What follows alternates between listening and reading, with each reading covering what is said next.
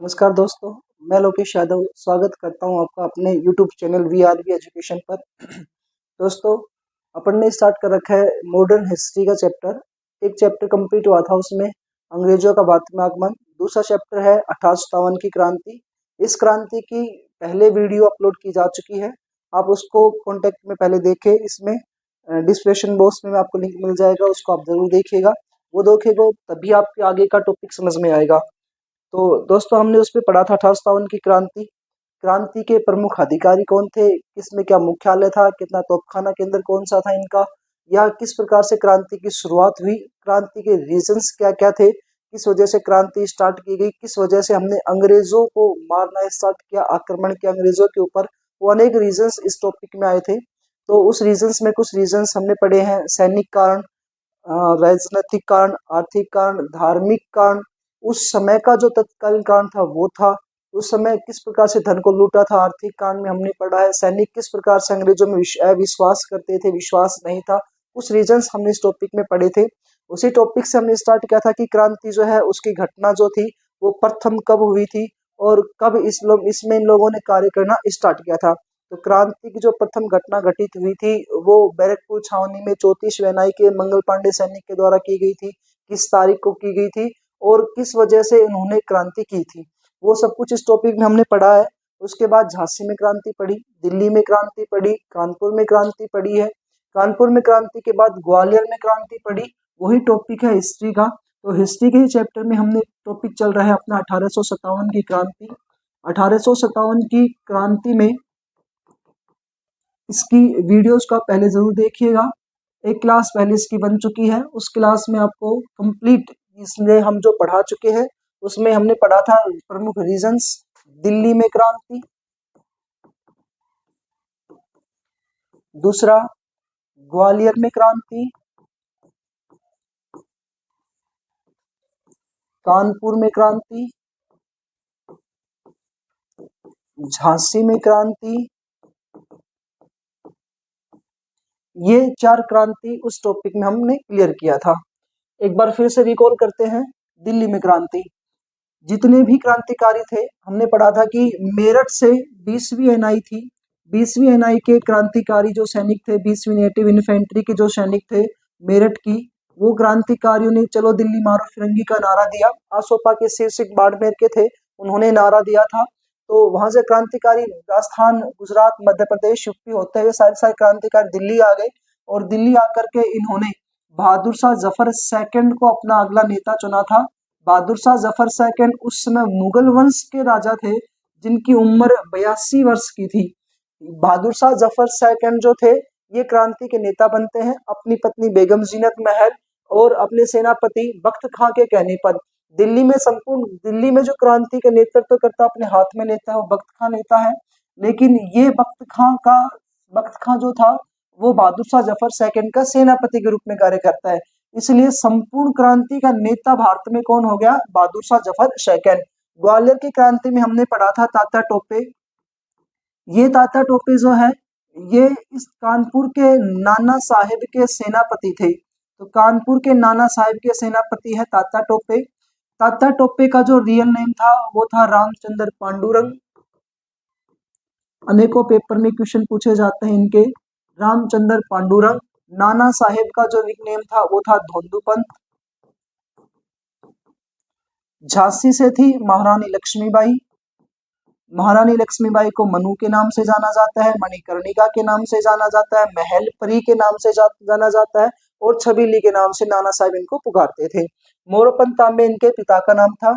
पति का नाम था गंगाधर राव निहोलकर। इनका एक बेटा था जिसका नाम था दामोदर राव निहोलकर।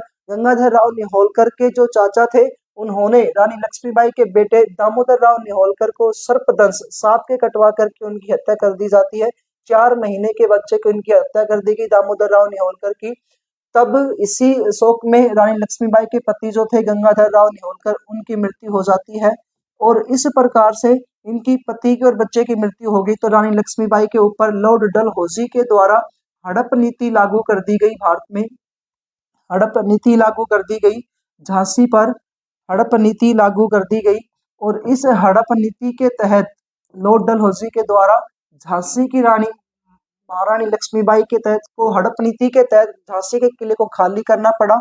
यहाँ से झांसी का खाली करके ये झलकारी बाई जो एक गांव में रहती थी, इनकी हमशक्ल थी, उसकी उससे मिलती है। वो इनकी हमशक्ल थी झलकारी बाई। उससे मिलने के बाद इनमें फिर से वीरता की भावना जागी। इधर बहादुर शाह जफर सेकंड जो ये बोला कि मैं संपूर्ण भारत में क्रांति का नेता बनता हूँ, तो झलकारी बाई जो थी ये भी रानी लक्ष्मीबाई की सहायता करती है और रानी लक्ष्मीबाई ने झांसी के किले को अंग्रेजों से फ्री करने का, आजाद कराने की योजना की। 1857 की क्रांति में बढ़ चढ़ करके हिस्सा लिया। इधर रानी लक्ष्मीबाई का फिरोज के साथ युद्ध हुआ। लगातार 16 दिन में हुए युद्ध में रानी लक्ष्मीबाई जो थी अंततः वीर गति को प्राप्त होती है। फिरोज ने पीछे से पीठ में इनकी जो तलवार घोंप करके इनकी हत्या कर दी गई थी, ये घायल हो जाती है। घायल होकर के इस समय जंगलों वाले रास्ते में कोसी नामक स्थान पर जाती है। वहां पर थे पुजारी लोग। उन पुजारियों के पास जाकर के रानी लक्ष्मीबाई ने कहा था कि मेरा अंतिम संस्कार आप कर दीजिएगा और मेरी जो लाश है ये कभी भी अंग्रेजों के हाथ नहीं लगनी चाहिए। तो उन पुजारियों के द्वारा वहां इनका अंतिम संस्कार कर दिया जाता है कोसी नामक स्थान पर। इस प्रकार से रानी लक्ष्मीबाई जो थी वीर गति को प्राप्त होती है 1857 क्रांति में। फिरोज ने कहा था कि 1857 की क्रांति की एकमात्र मर्दानी या एकमात्र मर्द जो है वो रानी लक्ष्मीबाई है। सुभद्रा कुमारी चौहान की एक पुस्तक आती है, एक कविता आती है, उस कविता का नाम है खूब लड़ी मर्दानी वो झांसी वाली रानी। अनेकों बार पेपर में क्वेश्चन आता है, इसके बारे में पूछा जाता है। रानी लक्ष्मीबाई के द्वारा पुस्तक लिखी गई थी, रानी लक्ष्मीबाई के ऊपर लिखी गई है और वो कविता लिखने वाली सुभद्रा कुमारी चौहान थी। हमने बताया था रानी लक्ष्मीबाई जो है ये जब झांसी के लिए खाली करती है तो इनको सैनिक सहायता प्रदान करते हैं। सैनिक सहायता जो इनको प्रदान की गई थी वो सैनिक सहायता तात्या टोपे के द्वारा इनको प्रदान की गई थी। तात्या टोपे वही है जो नाना साहेब के सेनापति थे। हमने पिछली वीडियो में बताया था कि नाना साहेब, तात्या टोपे और मनु बचपन से ही घुड़सवारी करते थे और बचपन से ही तलवारबाजी एक साथ किया करते थे। तात्या टोपे जो है ग्वालियर के राजा दौलत राव सिंधिया को पराजित कर देते हैं और बाद में तात्या टोपे जो है वहां की सेना को इकट्ठा करके रानी लक्ष्मीबाई की सैनिक सहायता करते हैं। रानी लक्ष्मीबाई के सैनिकों के पास धन नहीं था तो आर्थिक सहायता प्रदान की रानी लक्ष्मीबाई को। आर्थिक सहायता प्रदान की रानी लक्ष्मीबाई को बीकानेर जिले के थे अमरचंद भाटिया। ये अमरचंद भाटिया ने अपनी संपूर्ण संपत्ति जो थी वो रानी लक्ष्मीबाई को स्वेच्छा से दी थी।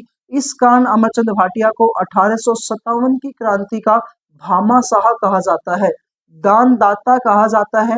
भामाशाह हम पढ़ेंगे महाराणा प्रताप मुगल वंश में आएंगे। हल्दी घाटी के युद्ध में महाराणा प्रताप जब युद्ध में हार निकल कर चले गए तो उनके पास या और क्षेत्रों में जब युद्ध में हार जाते हैं तो पराजित हो जाते हैं, मुगल सेना लगातार उनके ऊपर हावी होती जा रही थी, तब भामाशाह के द्वारा अपनी स्वेच्छा से उनको अपना जो जितनी भी दान पूंजी थी वो उन्होंने दान की थी, अपनी जितनी पूंजी थी वो दान की थी, इसलिए उनका नाम भामाशाह आता है। और अमरचंद भाटिया को 1857 की क्रांति का भामाशाह कहा जाता है।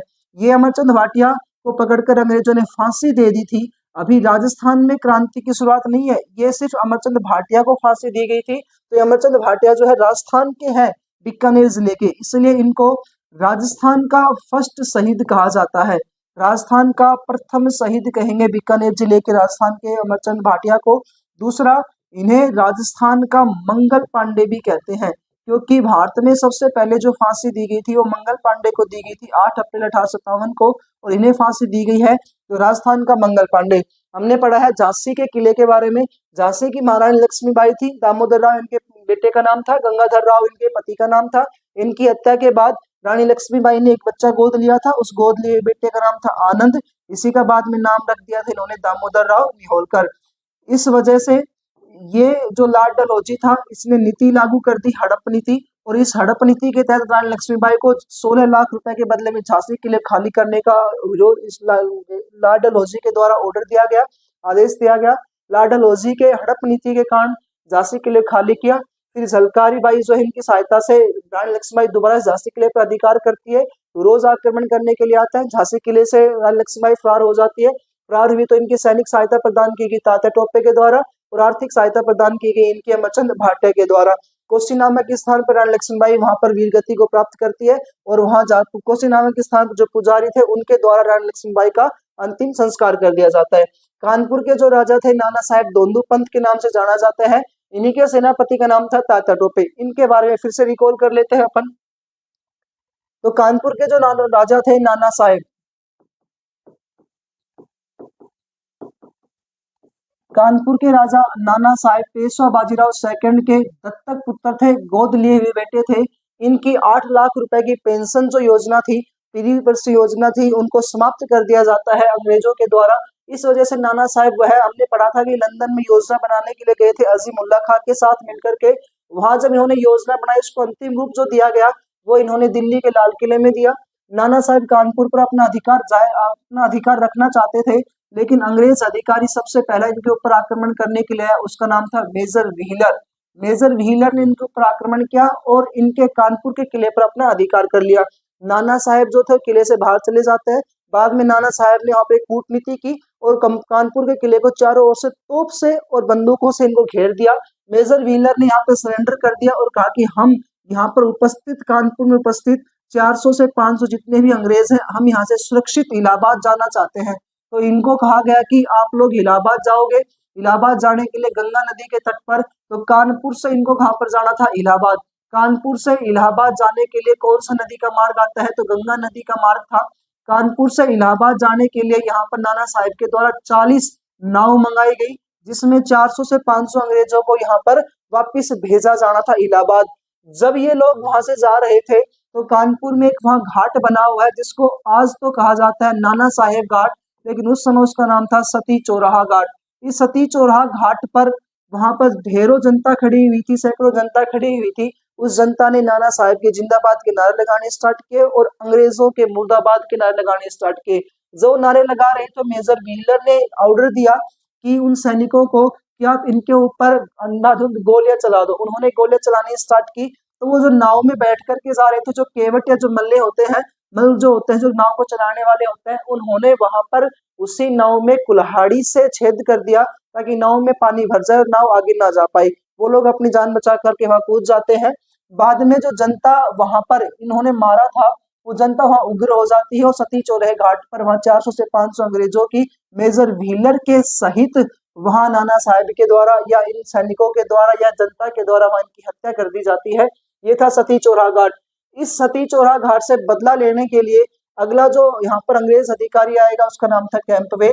कैंपवेल यहाँ पर युद्ध करता है नाना साहेब के साथ और नाना साहेब यहाँ से निकल करके, युद्ध से निकल करके नेपाल चले जाते हैं। लेकिन नेपाल जब नाना साहेब वापिस चले गए तो कैंपवेल ने यहाँ पर कानपुर में भारी मात्रा में बुरी तरीके से यहाँ तांडव मचाया था। तांडव मचाया, इसके साथ ही यहाँ पर एक पॉइंट ये और है कि 40 नावों में जब ये अंग्रेज जा रहे थे, 400 से 500 अंग्रेज जा रहे थे, तो इनको मार दिया गया। लेकिन इनके साथ वहां पर उस समय 100 वहां पर उस समय इन अंग्रेजों के साथ 124 छोटे बच्चे थे और 73 महिलाएं भी थी। नाना साहेब ने इन 73 महिलाओं और 124 छोटे बच्चों को उस समय उनको सुरक्षित पहुंचाया था और जो स्थान था वो था बीबी का घर। तो बीबी घर में यहाँ पर इनको सुरक्षित पहुंचाया था। या नाना साहेब की एक रखेल हुआ करती थी, हुसैनी खान बेगम। हुसैनी खान बेगम। तो यहाँ नाना साहेब ने हुसैनी खान बेगम के यहाँ पर संरक्षण में इन 124 छोटे बच्चों को और 73 महिलाओं को संरक्षण दिया था। युद्ध हुआ, नाना साहब यहाँ से निकल करके नेपाल चले गए। तब कैंपवेल ने क्या किया, वहीं पर बीबी घर के जस्ट पास से एक बरगद का पेड़ है, जिसे बूढ़ा बरगद का पेड़ कहा जाता है। तो वहां पर उन्होंने लगभग 1300 जो भी वहां पर उनको मिले, महिला, बच्चे, पुरुष, बुजुर्ग, उन सबको वहां फांसी दे दी थी।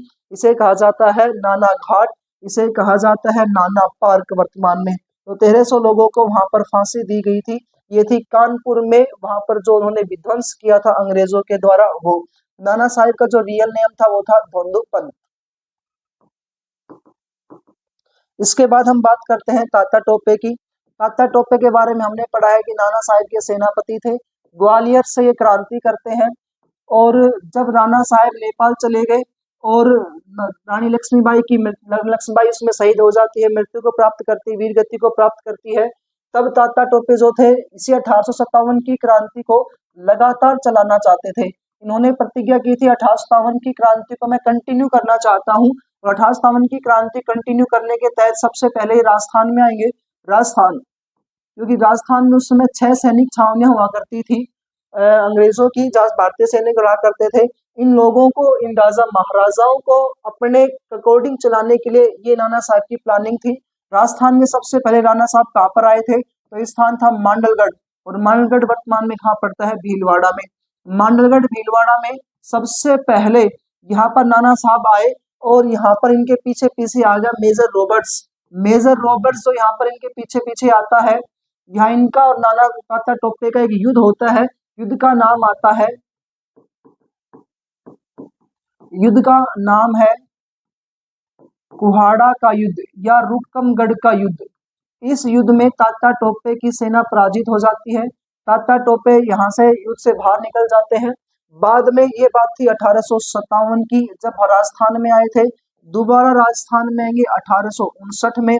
अब की बार इनकी प्लानिंग थी कि राजस्थान की टोटल 19 रियासतें हैं, उन सभी रियासतों में जाएंगे और वहां के राजा महाराजाओं को अंग्रेजों का विरोध करने के लिए प्रेशर करेंगे।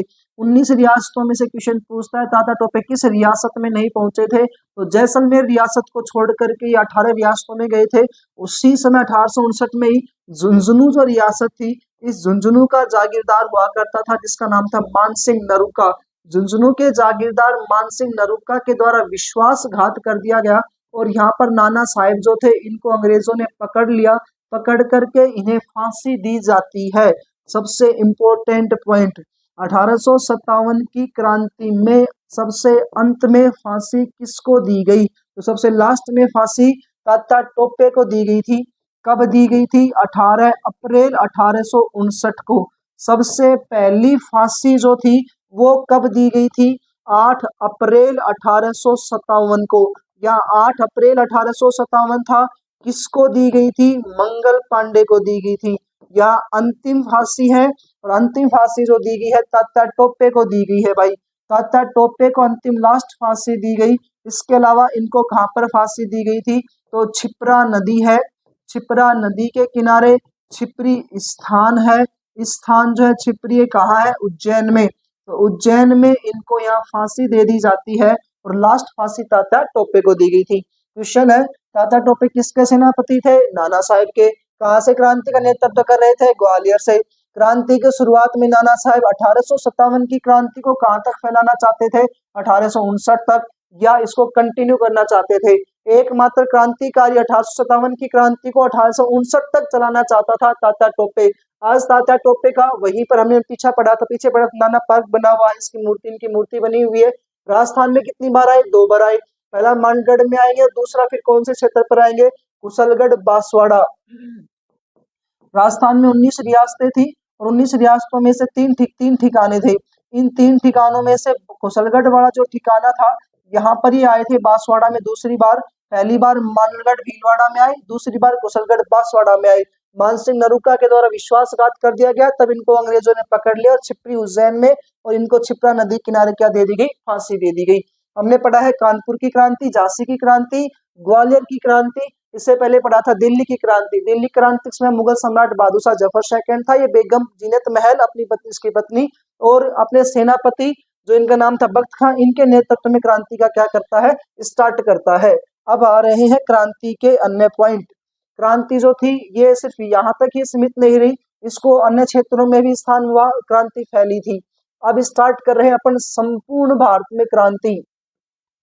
संपूर्ण भारत में क्रांति का नेता कौन बना था, तो संपूर्ण भारत में जो क्रांति हुई, इस क्रांति का नेता कौन बने थे, बादशाह बहादुर शाह जफर सेकंड, क्योंकि यही तो उस समय मुगल सम्राट थे। बहादुर शाह जफर सेकंड जो थे ये मुगल सम्राट थे। ये संपूर्ण क्रांति के नेता बनते हैं, और इनका दमन करता कौन आया था, संपूर्ण भारत में दमन करता है कैंपवेल। कैंपवेल जो थे दमन करता थे। कुछ अन्य पॉइंट्स है जिनमें से एक आधे क्वेश्चन आते रहते हैं, एक बार दोबारा से रिकॉल हो जाएगा। झांसी में क्रांति, तो झांसी में जो क्रांति हुई इसकी थी महारानी लक्ष्मीबाई। महारानी लक्ष्मीबाई, और महारानी लक्ष्मीबाई के साथ जो युद्ध हुआ था वो हीरोज के साथ हुआ था, तो दमन करता आ जाएगा हीरोज। कानपुर में क्रांति, कानपुर में क्रांति की नाना साहेब ने। और दमन करता है यहाँ पर कैंपवेल। इसके बाद ग्वालियर में क्रांति। ग्वालियर में क्रांति करने वाले हैं तात्या टोपे।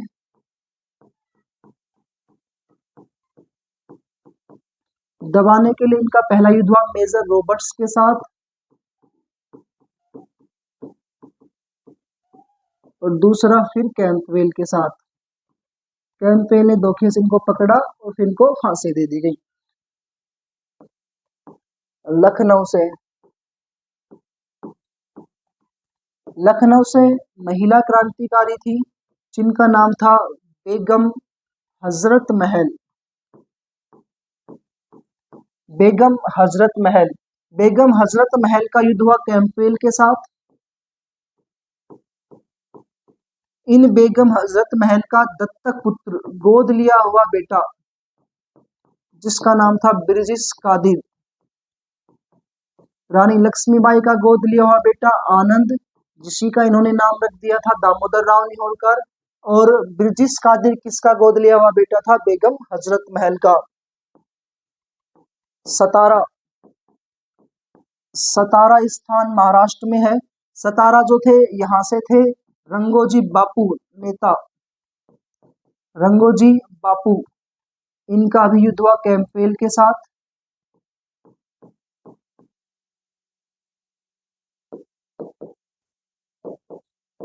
फैजाबाद, अजीमुल्ला खां।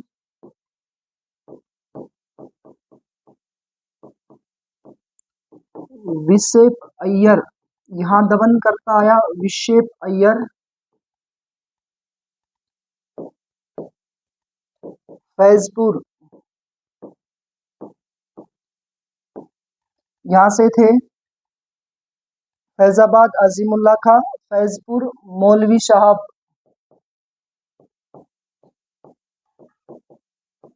यहाँ से दमन करता विनसेंग अय्यर।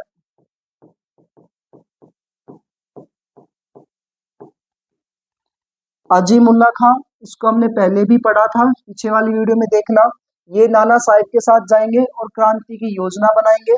इन्होंने 1857 की क्रांति में गीत गाया था, उस गीत का नाम आता है झंडा गीत। तो झंडा गीत गाने वाले कौन थे? अजीमुल्ला खां। फैजाबाद, फैजपुर। उसके बाद आता है जगदीशपुर, बिहार में था जगदीशपुर स्थान। जगदीशपुर के जो यहाँ पर नवाब थे, राजा थे, उनका नाम था कुंवर सिंह।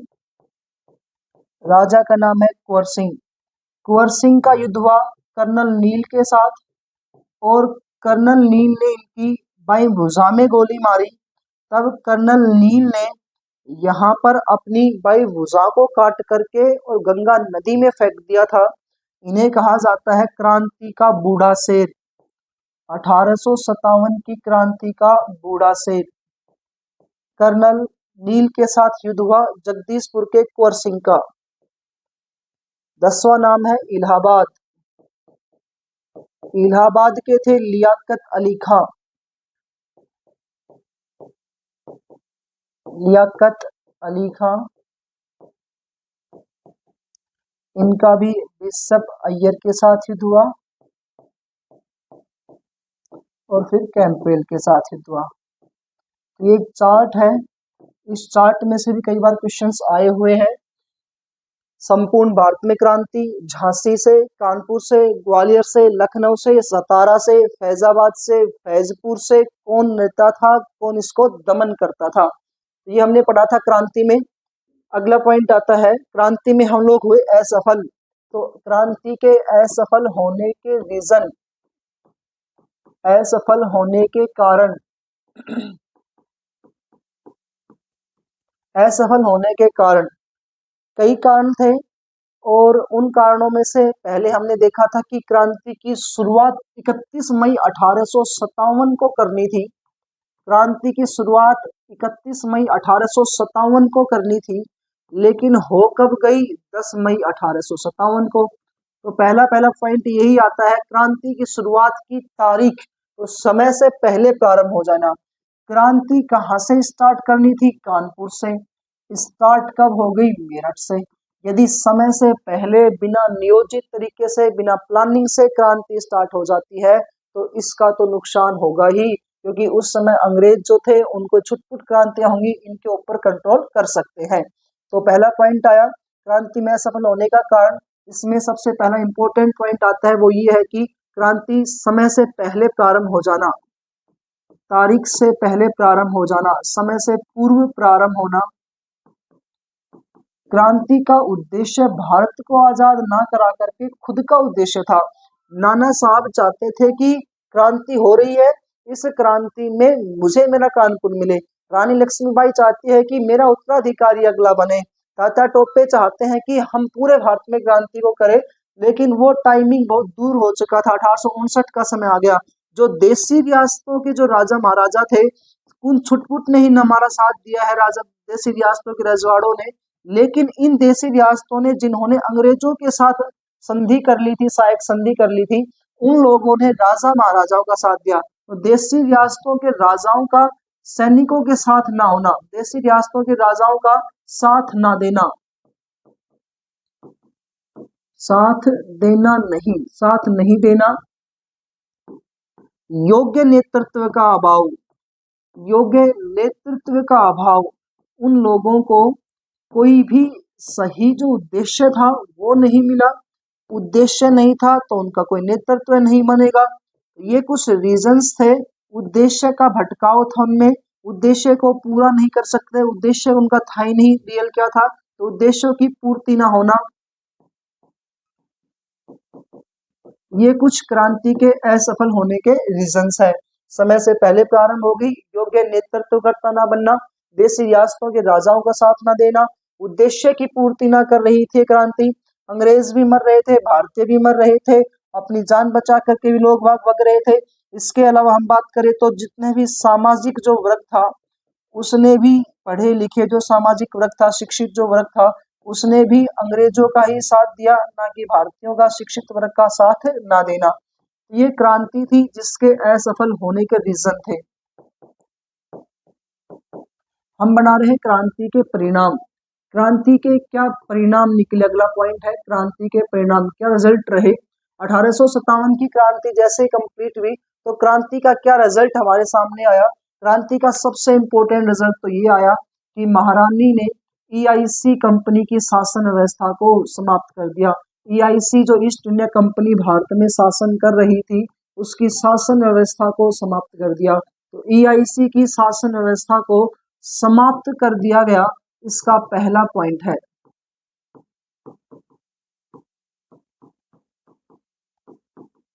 दूसरा, जो गवर्नर जनरल होता था, हमने पढ़ा था गवर्नर जनरल कौन थे 1857 की क्रांति में, लॉर्ड कैनिंग। ये गवर्नर जनरल जो लॉर्ड कैनिंग थे, इनके गवर्नर जनरल के पद को समाप्त कर दिया गया और एक नया पद बनाया गया, और नए पद का नाम है वायसराय। इन्होंने नया पद बनाया, उस पद का नाम आता है वायसराय। तीसरा, ईसाई मशीनरियां जो भारत में आई थी 1818 में, उनको वापस बुला लिया गया।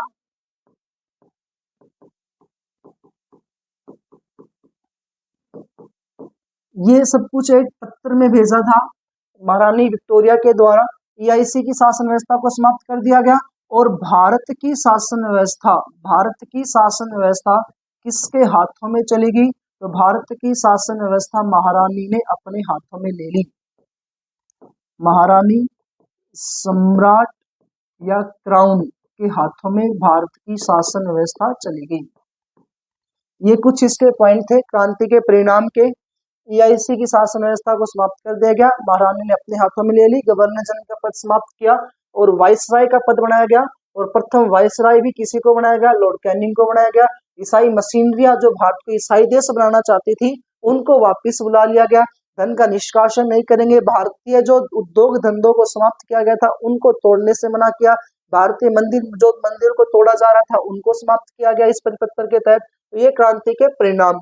एक पॉइंट और बचता है इसमें, क्रांति के उपनाम, क्रांति के निकनेम। अब ये जो निकनेम है अंग्रेजों ने भी दिए हैं, भारतीयों ने भी दिए हैं। अनेकों क्वेश्चंस आते हैं इस चैप्टर पॉइंट में से भी। LER रीज, LER रीज ने ये कहा क्रांति समाप्त होने के बाद ये धर्मांधों का ईसाइयों के विरुद्ध युद्ध था। धर्म से अंधे जो लोग हैं, धर्मांधे जो लोग, धर्म से अंधे जो लोग हैं, उन्होंने ईसाई जो लोग थे, हम लोग थे, इनके विरुद्ध युद्ध किया है। तो धर्मांधों का ईसाइयों के विरुद्ध युद्ध कहा जाता है इसको। LER रीज ने ऐसा कहा है। W टेलर और TR होम्स,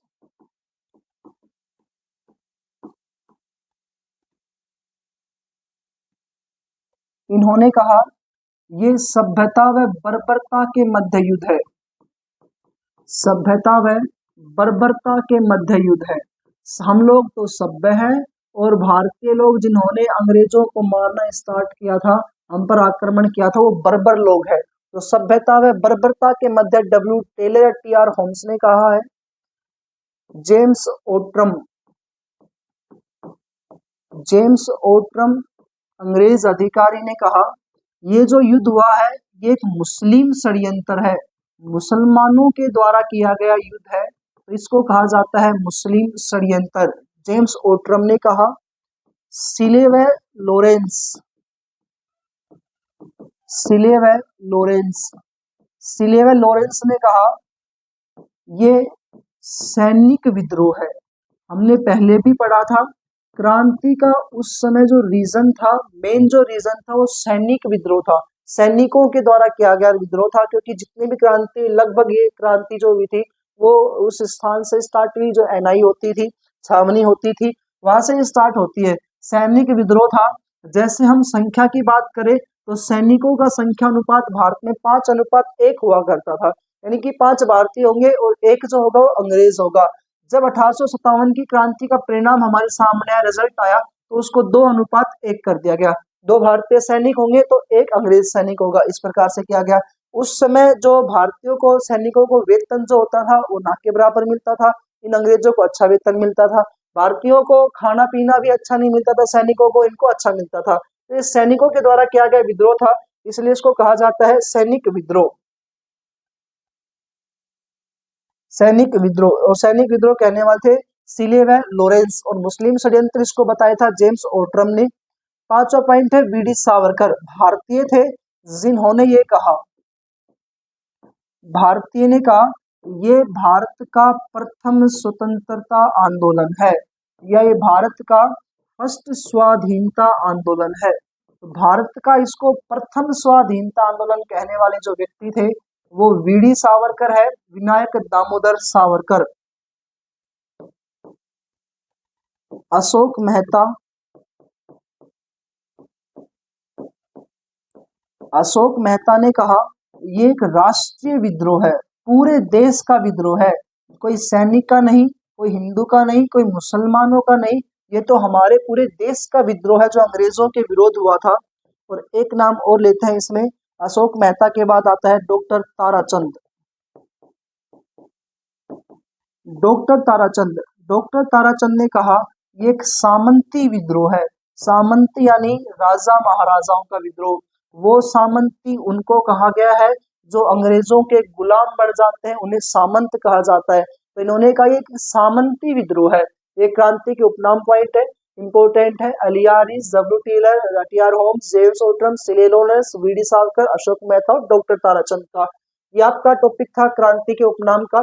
क्रांति के उपनाम टॉपिक जो हमने पढ़ा है, इस टॉपिक में हमने पढ़ा है कि किस प्रकार से भारतीयों ने 1857 की क्रांति की, अंग्रेजों का विरोध किया। अब इसके कुछ MCQ क्वेश्चंस बन रहे हैं, उन क्वेश्चंस को हम अब कंटिन्यू करते हैं। 1857 की क्रांति, क्रांति जो हुई उसकी महारानी कौन थी? तो विक्टोरिया। उस क्रांति के समय प्रधानमंत्री कौन थे? पॉर्मिस्टोन थे। उस क्रांति के समय कौन मुख्यालय कहाँ होते थे? इनका तोपखाना केंद्र कहाँ होता था? ये कुछ क्वेश्चंस आते हैं। इनके अलावा क्रांति का तत्कालीन कारण क्या था? जो उस समय का जो कारण था वो क्या था? तो उस कारण में हम पढ़ेंगे, तत्कालीन कारण में पहला कि उस समय लॉर्ड कैनिंग होते थे, उन लॉर्ड कैनिंग गवर्नर जनरल ने घोषणा की थी कि एक बंदूक नहीं चलाई जाएगी अब से, और उस बंदूक का नाम था ब्राउन बेस। तो ब्राउन बेस के स्थान पर नई बंदूक आ गई, उस बंदूक का नाम है एनफील्ड राइफल। ये उस क्रांति का उस समय का तत्कालीन रीजन था। ब्राउन बेस के स्थान पर एनफील्ड राइफल का प्रयोग करना। ब्रिटिश कादिर किसका दत्तक पुत्र था? ब्रिटिश कादिर किसका दत्तक पुत्र था? दत्तक पुत्र होते हैं गोद लिए हुए। आनंद किनका दत्तक पुत्र था?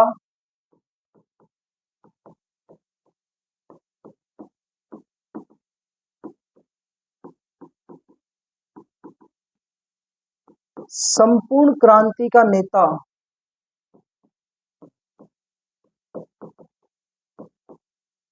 संपूर्ण क्रांति का नेता और दमनकर्ता।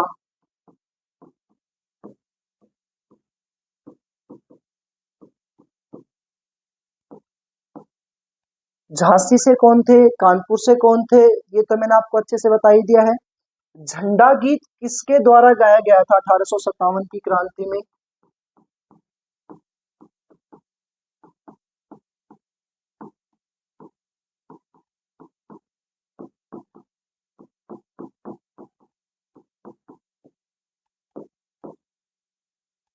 क्रांति का बूढ़ा शेर किसे कहा जाता है?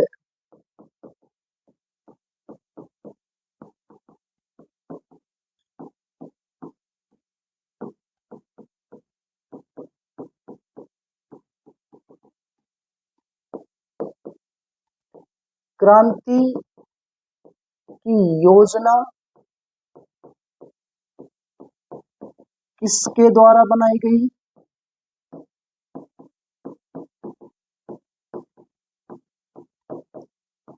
कहाँ बनी और अंतिम रूप कहाँ दिया गया?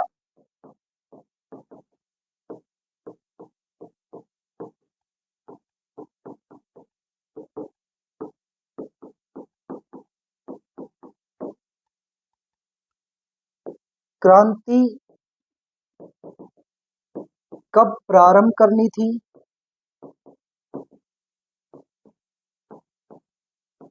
और कहां से?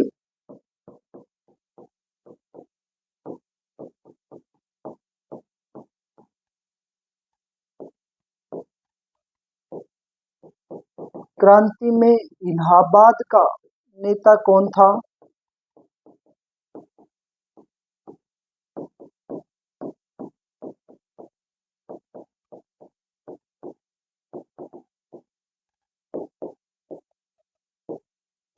क्रांति के समय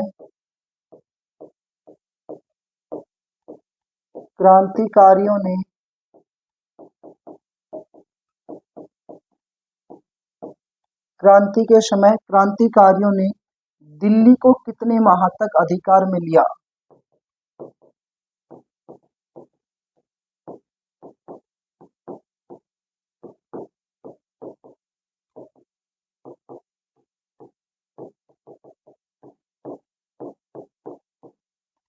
दोस्तों ये कुछ क्वेश्चन है अपने, अब इन क्वेश्चनों के आंसर। तत्कालीन जो रीजन था वो लॉर्ड कैनिंग का था। लॉर्ड कैनिंग ने घोषणा की कि ब्राउन बेस के स्थान पर नई बंदूक आएगी एनफील्ड राइफल, और एनफील्ड राइफल की जो कैप होती थी उस कैप में गाय और सुअर की चर्बी का प्रयोग होता था। ये उस समय का तत्कालीन रीजन था।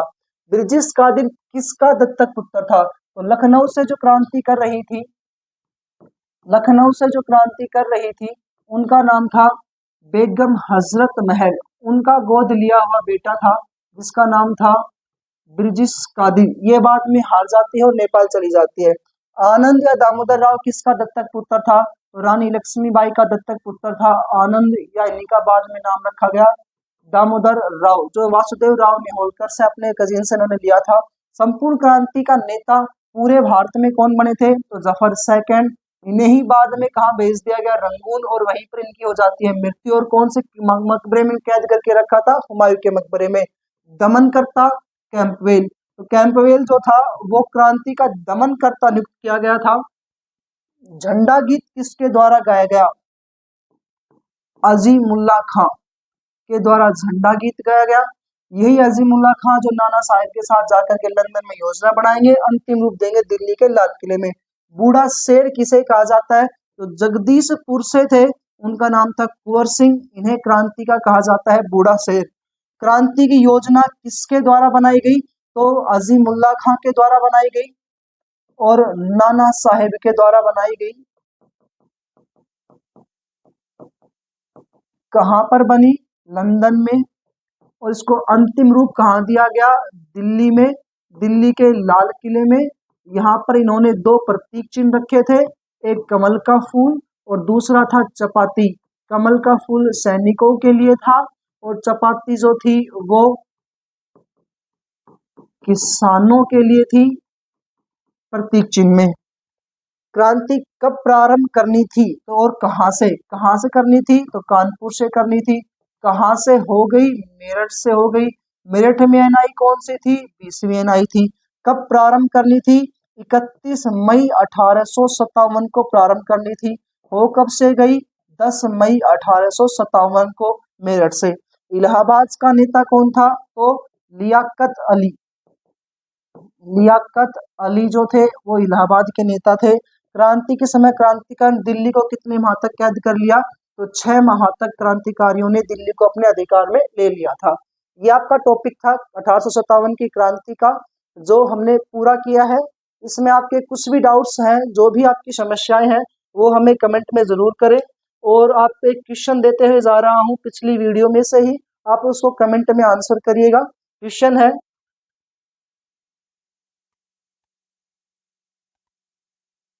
क्वेश्चन आपका अंग्रेजों के भारत आगमन टॉपिक में से है। अंग्रेजों का जो भारत में आगमन हुआ था, तो उसमें से एक क्वेश्चन है, भारत में आने वाला प्रथम अंग्रेज अधिकारी कौन था? प्रथम अंग्रेज अधिकारी कौन था? ये आपका क्वेश्चन है, इसका आप कमेंट में जरूर आंसर दें। उम्मीद है आपको क्लासेस अच्छी लग रही होंगी और आप अपने प्रॉपर तरीके से नोट्स बनाएं। धन्यवाद आपके सपोर्ट के लिए। धन्यवाद दोस्तों।